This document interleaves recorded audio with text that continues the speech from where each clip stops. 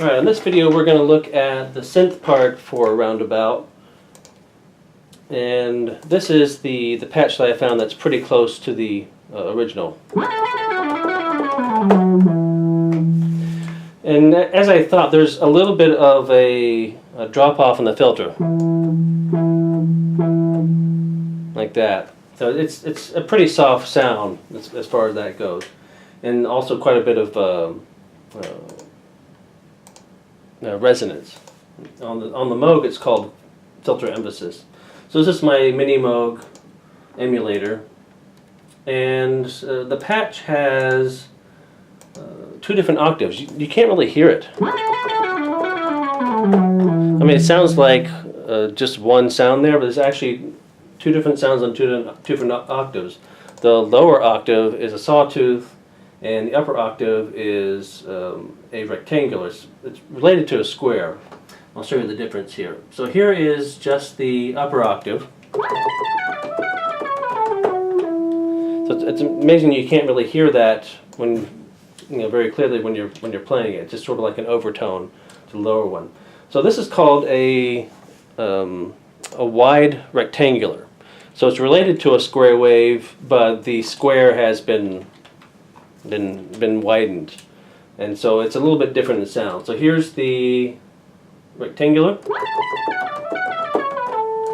and then here is the actual square wave. It's pretty much the same, just the square is a little bit more mellow.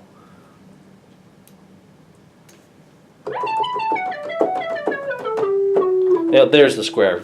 Sorry, it's hard to do these software controls. So you can hear the square is quite a bit more mellow, and the rectangular is not quite like a sawtooth, but it's definitely a little more buzzy than the square. Okay, and then here's the lower voice, the sawtooth.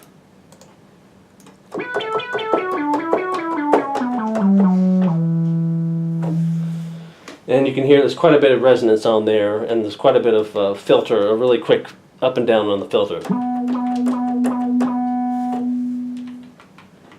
Alright, so put those 2 together and we have the correct sound. Alright, now the harmony part is up a third, and I've tried to learn that a little bit with the left hand. Of course, it's impossible to play with both hands at the third. I can do it a little bit if I take the harmony part down a 1/6, but I have to use a